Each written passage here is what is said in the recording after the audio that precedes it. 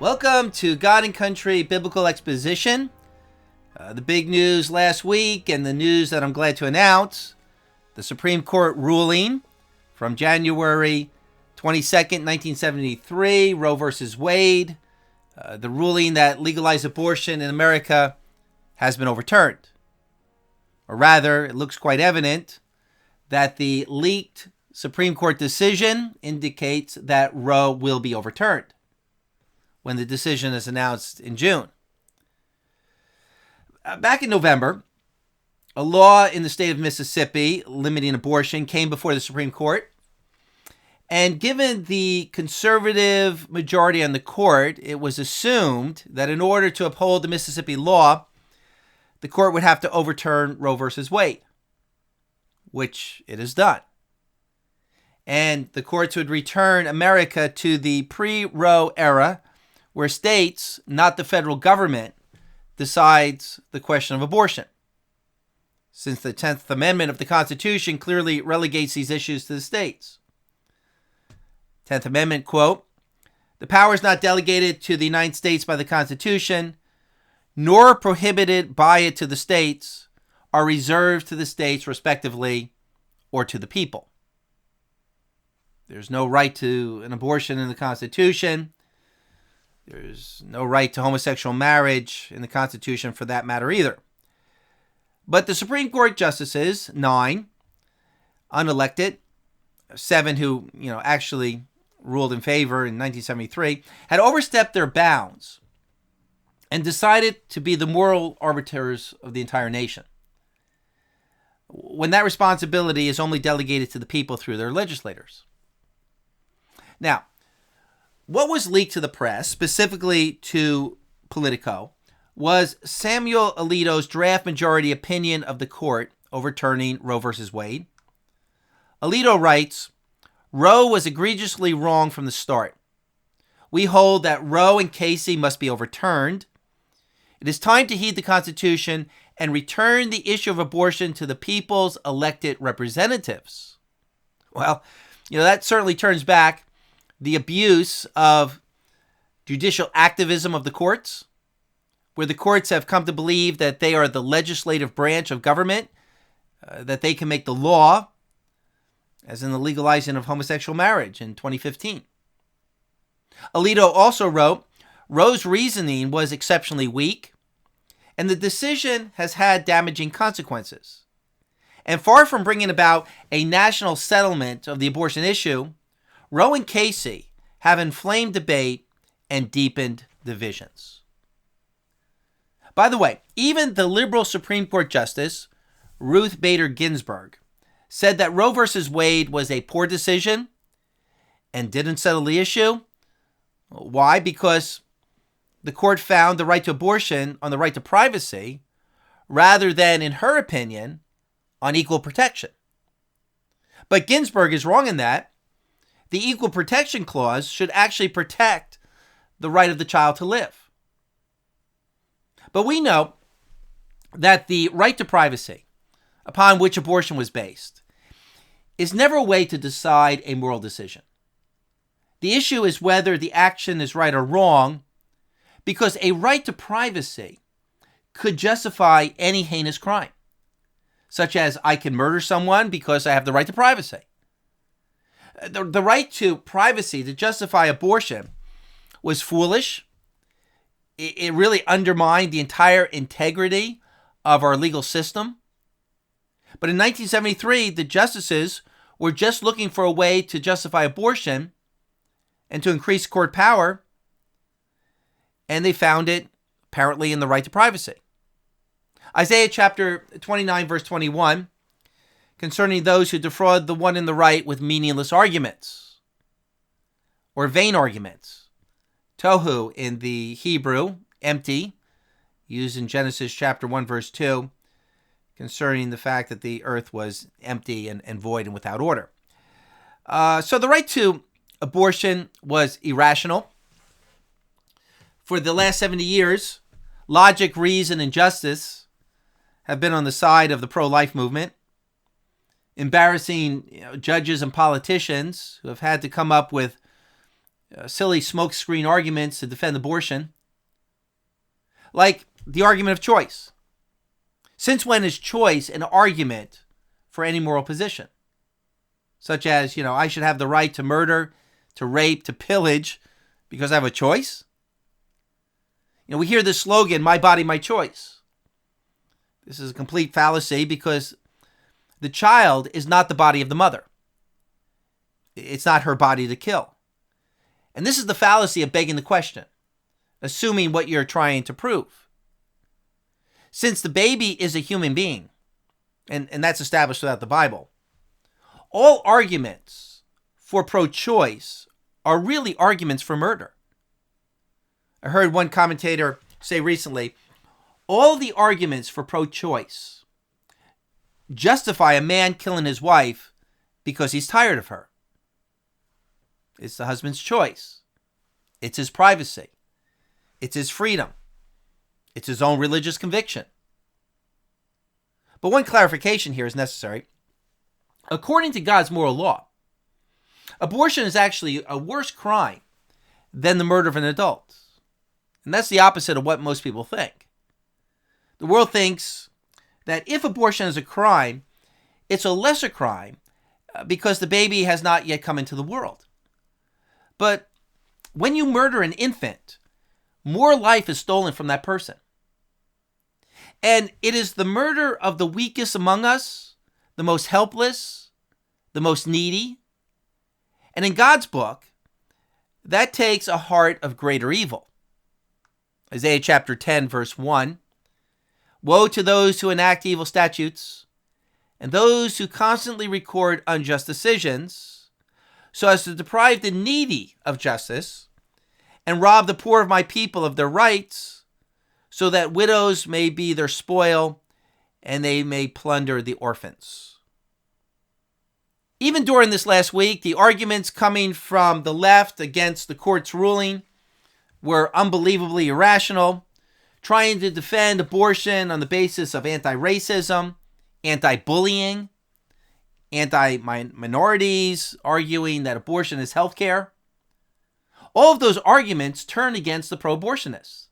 Because look what they're doing to the babies in the womb. Abortion is the ultimate racism, the ultimate bullying, the ultimate assault on minorities, and the ultimate anti-healthcare. A pro-abortionist even wrote graffiti on a church in Colorado.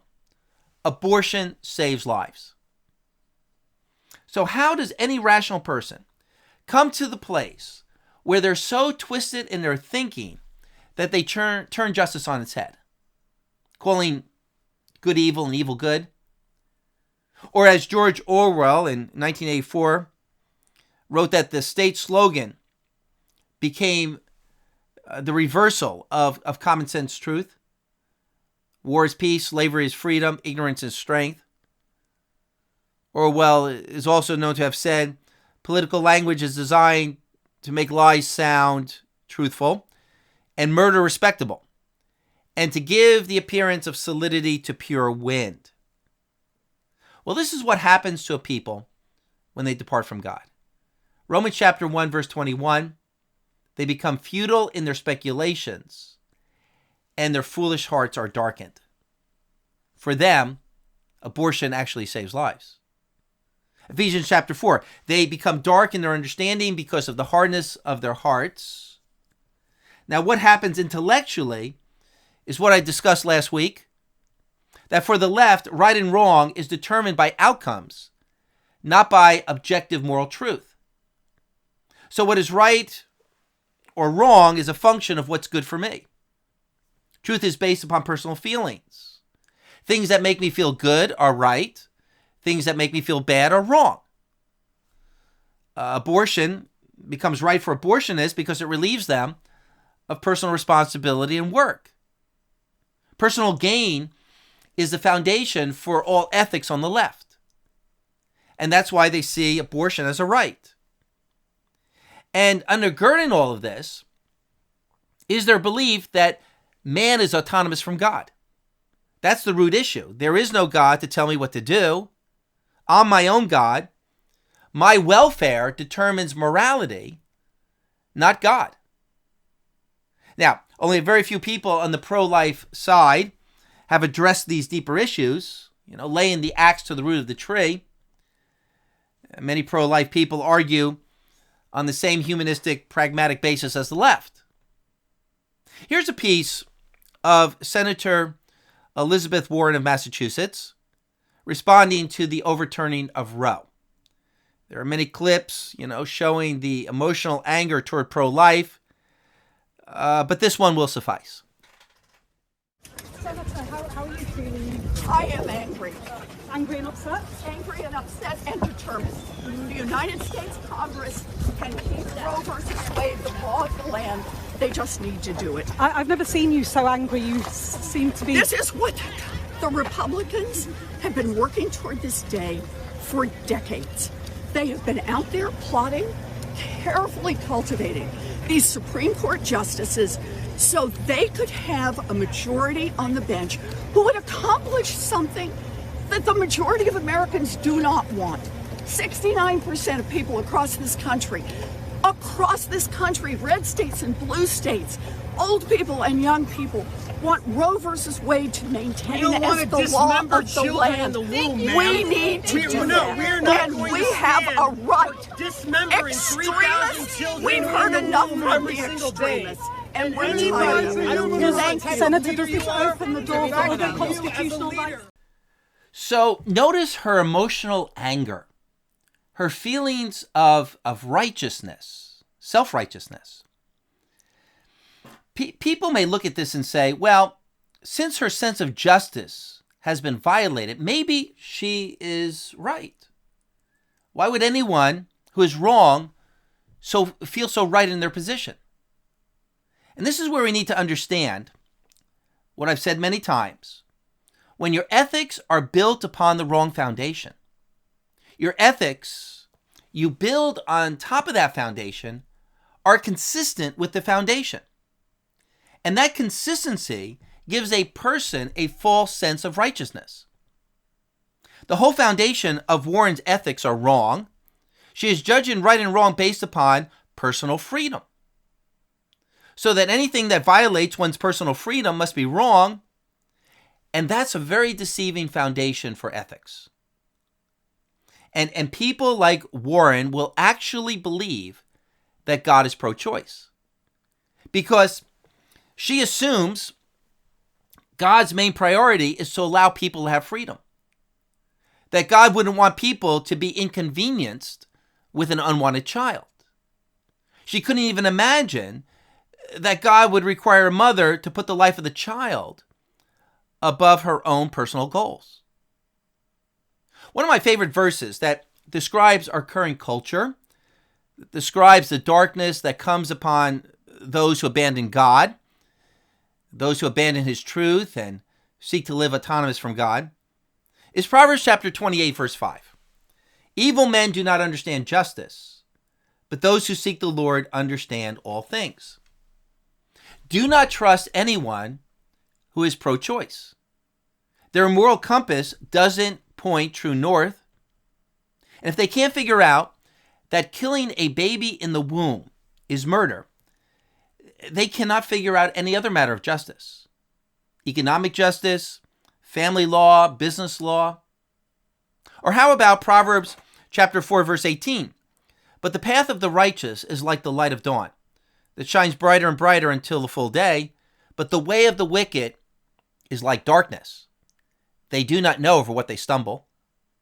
Or Isaiah chapter 8, verse 20, to the law and to the testimony, if they do not speak according to this word, it's because they have no light.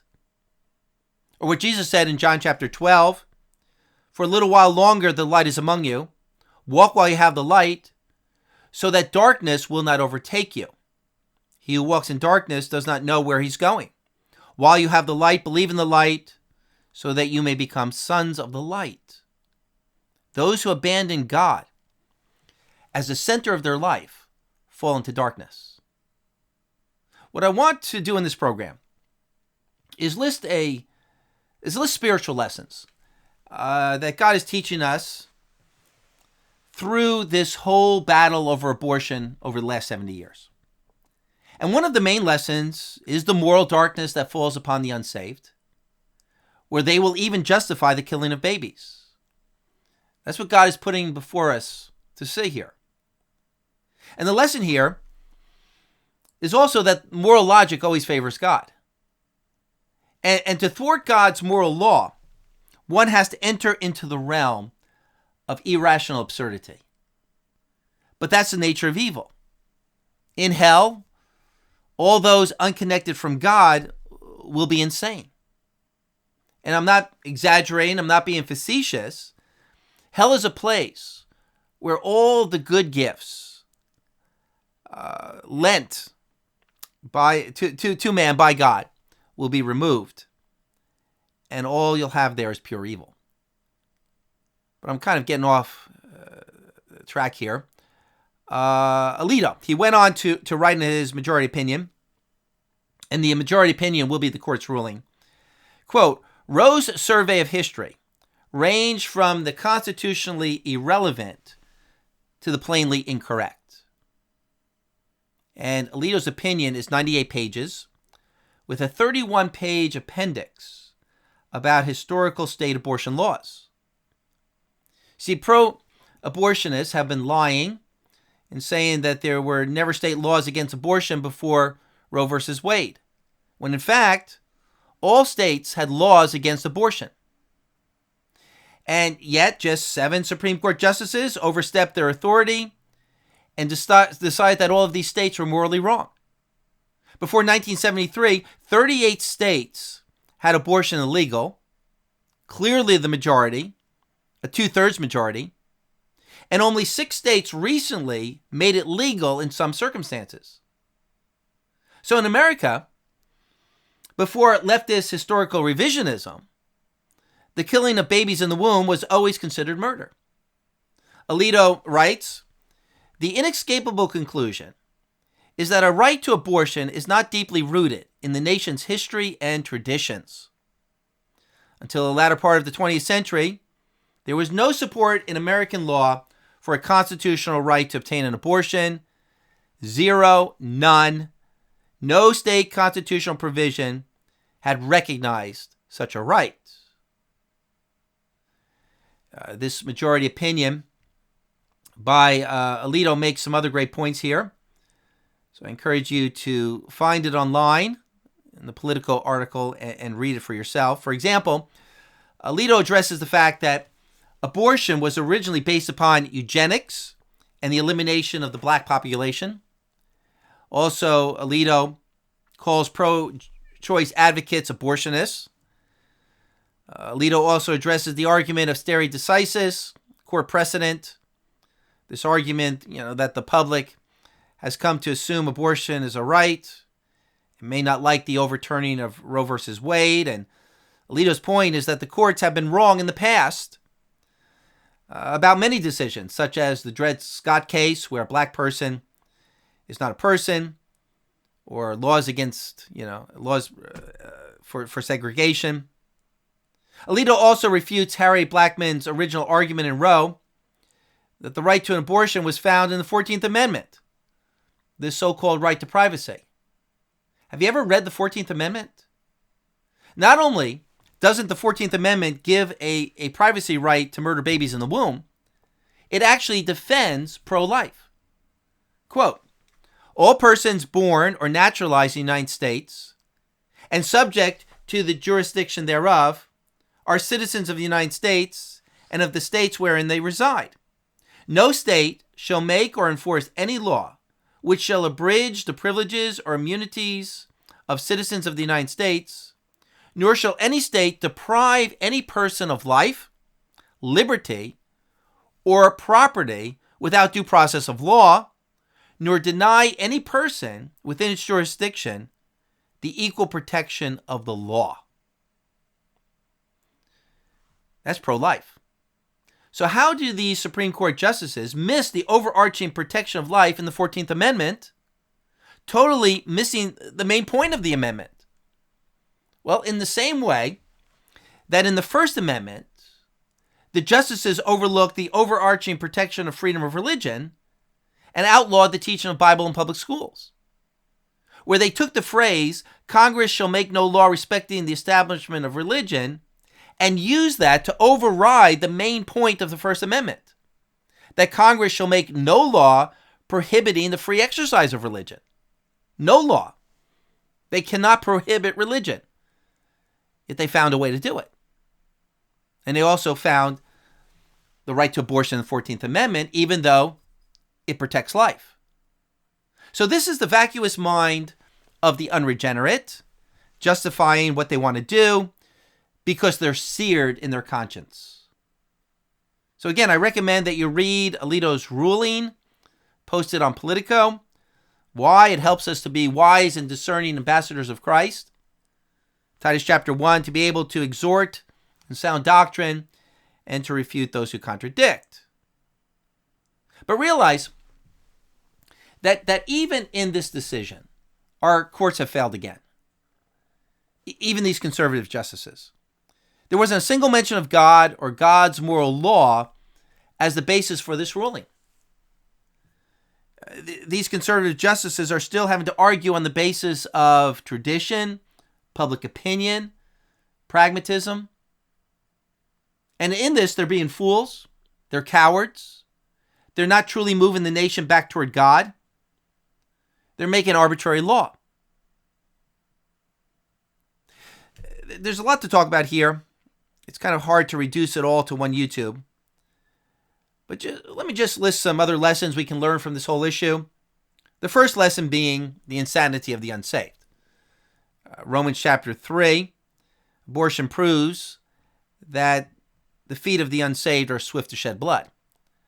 Another lesson is in the leaking of this ruling.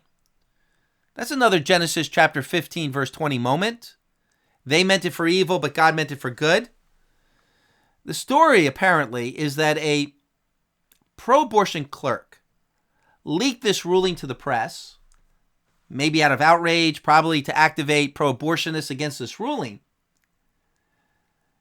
My initial reaction was that the court itself deliberately leaked this ruling just to test the waters, just to break the ruling gradually to the public so there wouldn't be those riots that occur when emotions run high. The leaking of this ruling was actually a good thing because it showed to the justices and to the people that the world did not end with the ending of Roe, that there aren't enough people who care about this issue to protest it. Security fences were put up around the Supreme Court last week, and only 100 people showed up to protest. There were more people in the media than those protesting. A USA Today article read, Supreme Court protest erupts. Well, there was no eruption, and all of the news pictures never show a wide angle of the crowd because it was so small. Even these protests in front of the homes of the justices are just a handful of people. The annual pro-life march in Washington brings out between 30,000 and 100,000 people. The January 6th rally brought out, easily 500,000 people. Now, the pro-choice movement may organize more protests in the next few weeks, but really the leak was a positive for the pro-life movement. Likely not what the leaker intended. The overturning of Roe was no big deal for the public. People realize that with this ruling, if a woman really wants an abortion, it's no real hardship. She can travel to a pro-abortion state or take an abortion drug. Not that that's right, but abortionists will still have plenty of options. My guess is that the real reason for the left defending the 1973 Roe decision is that morally, pro-abortionists can't have the government overturn Roe versus Wade because that undermines their moral authority. Their argument that it's the law of the land. For many people, right and wrong are based upon what the state says, or rather the majority opinion. If the state says it's okay, couldn't be all that bad. But now the federal government is saying it's not a right. And those men and women who have aborted their children, and I include the men too, don't want the state to outlaw abortion because that would indict them as having done something wrong. And so they want to suppress any knowledge that what they have done is wrong. So they will vote for the pro-abortion candidate till they go to the grave, or until they recognize their sin, repent of their abortion. Here's another lesson in the overthrowing of Roe. In that the states now have to decide abortion laws. We will have abortion states and non-abortion states, just like we used to have pro-slavery states and free states. And the separation of the righteous from the unrighteous is a good thing. Evil is always parasitic. It lives off the good. But if evil has to stand alone, it has to reap fully the fruit of its own ways, without being able to steal the moral capital off of the righteous. These pro-abortion states will reap the consequences. Dying demographics, family problems, the attraction of the criminal element, and it will be evident to all that states that murder babies are bad places. And this is what pro-abortionists, this is what evil doesn't want. They don't want to be left to their own devices. Just like communists don't want to be fully separated from the productivity of the capitalists. And big tax politicians don't want free enterprise businesses leaving their state. And even homosexuals wouldn't want to live in a state that didn't have traditional families. But this separation is necessary. And this kind of separation needs to be pursued by the righteous. Because separation is a way to defeat evil. Leftist universities would die if it weren't for the government forcing people to support them with tax dollars. So this is 2 Corinthians chapter 6. Come out from among them and be separate, saith the Lord. And by sending these laws back toward the states, back toward local politics, pro-life organizations can put greater pressure on state legislators. It's going to be very difficult for pro-abortion states to keep up their lies when other states are pro-life. Now, Christians would have all wanted the Supreme Court to reverse Roe versus Wade and also rule that the Constitution demands that children in the womb have a constitutional right to life. If the Constitution is to be used as a moral guide, the Constitution actually supports the right to life more than the right to abortion, as in the 14th Amendment. And in the Declaration of Independence, the right to life is foundational. So, the argument could be made that the Supreme Court should overrule any state law permitting abortion. But that would be in a perfect world. But what we have in this world is an incremental approach, gradually turning back the Holocaust of abortion. So, this Supreme Court ruling is a good thing. It will save lives. It will eventually undermine the entire pro-abortion movement, just like slavery was overturned incrementally. This brings me to another big lesson we should take from all this. Be patient, endure. In due season you will reap if you faint not. Since 1973, pro-life people have been tirelessly fighting against pro-abortion laws. We've been speaking out for those who cannot speak, the unborn, the least among us. Proverbs chapter 31, verse 8. Open your mouth for the mute, for the rights of all the unfortunate. Open your mouth, judge righteously, and defend the rights of the afflicted and the needy. Would we ever win? Yes, God's truth will always win in the end. Evil will self-implode. So always keep up the fight for righteousness. Psalm chapter 37. For evildoers will be cut off, but those who wait for the Lord, they will inherit the land. Yet a little while, and the wicked man will be no more. You will look carefully for his place, and he will not be there. It's been exactly a 70-year fight, 1972-73 to 2022.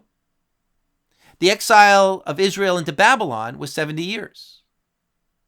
From the time another Pharaoh rose who knew not Joseph until the Exodus, maybe about 85 years. Victory over slavery in America took about 70 years. From the signing of the Constitution, 1789, to the overthrow of slavery, the Emancipation Proclamation in 1863. What's that, about 74 years? Leftists are claiming racism and oppression were built in to our founding documents. That racism is endemic to America. But no, we were founded upon righteous principles. Just took a long time to fight the ungodly and implement righteous law. How long did it take before communism was overthrown in the Soviet Union? 1917, the Bolshevik Revolution, to the fall of the Soviet Union in 1991. 74 years. This is actually the fear of the ungodly. This is why they keep saying history will be on their side, because they know in their conscience it will not be. History is never on the side of that which is contrary to God's law. God always wins. Proverbs chapter 24, verse 19. Do not fret because of evildoers, or be envious of the wicked, for there will be no future for the evil man. No future. The lamp of the wicked will be put out. Do we believe that? If we did, we'd be more bold, more confident. We'd convey a better message to the unsaved. That's Philippians chapter 1, verse 28. In no way alarmed by your opponents, which is a sign of destruction for them, but salvation for you, and that too from God.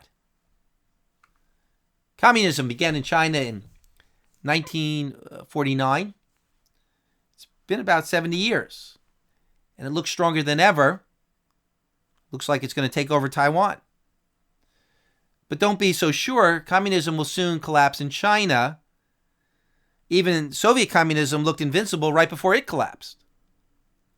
Homosexual marriage in America will be overturned in 70 years. You ask, how can that be?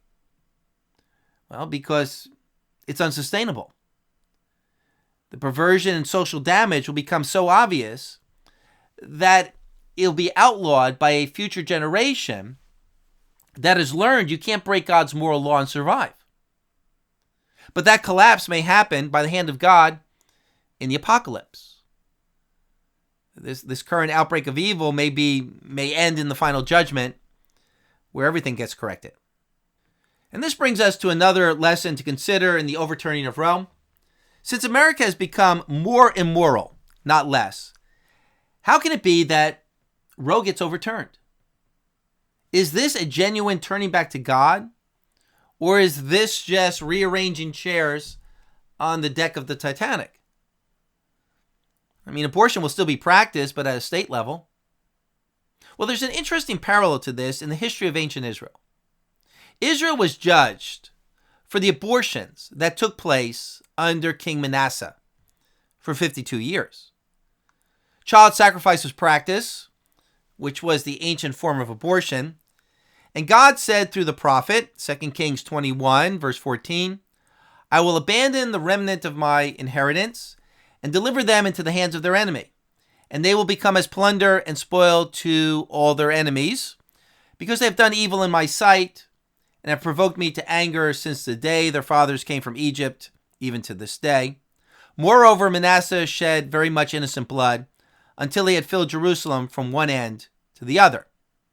Also 2 Kings 24, verse 3, surely at the command of the Lord, it came upon Judah to remove them from his sight because of the sins of Manasseh, according to all that he had done, and also for the innocent blood which he shed, for he filled Jerusalem with innocent blood, and the Lord would not forgive. In 2 Chronicles 33:6, we read that Manasseh made his sons, or the sons of Israel, pass through the fire in the valley of Hinnom. And Jeremiah addresses this in Jeremiah 7. But after Manasseh, the righteous king Josiah ruled. And he made reforms in the land, and it appears that he outlawed the practice of child sacrifice in Israel. 2 Kings 23:10. King Josiah also defiled Topheth, which is in the valley of the sons of Hinnom. that no man might make his son or his daughter pass through the fires for Molech.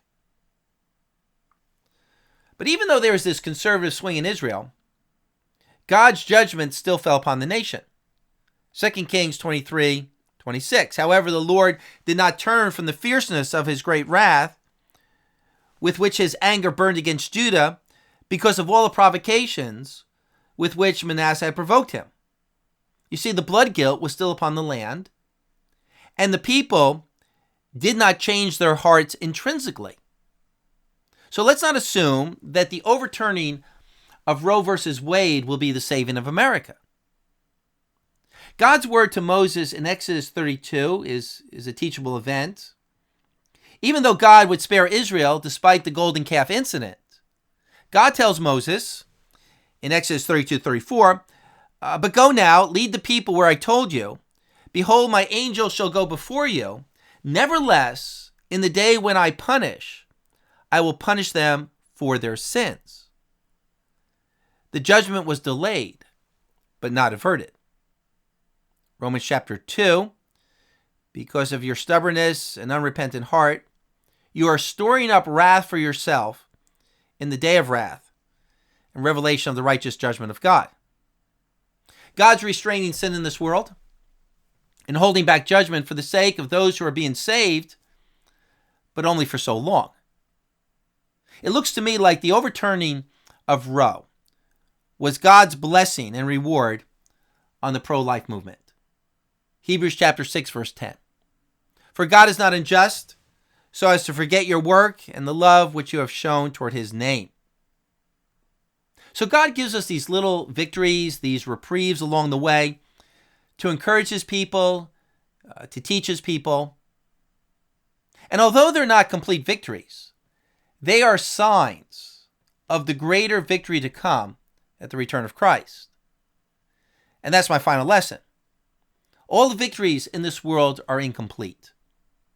After the Jews returned from Babylon, after 70 years of exile, were they free? No, they were still under the Persian Empire, then under the Greek Empire, then under the Romans. When communism fell in the Soviet Union after 70 years, did the Soviet Union become a Christian nation? No, it's still quite totalitarian. When slavery was ended in America after 74 years, did everyone stop being racist? No. But there is coming a day when there will be a complete, eternal, final victory for God's people. And that's why people need to get right with God and receive Jesus Christ as Lord and Savior. 2 Peter chapter 3, verse 13. But according to his promise, we are looking for a new heaven and a new earth in which righteousness dwells. And that's why I always conclude with, may Jesus Christ reign. I don't say that as a possibility, but a statement of fact, confession of faith, an agreement to, and a desire for the confession, your kingdom come, your will be done on earth as it is in heaven. May Jesus Christ reign.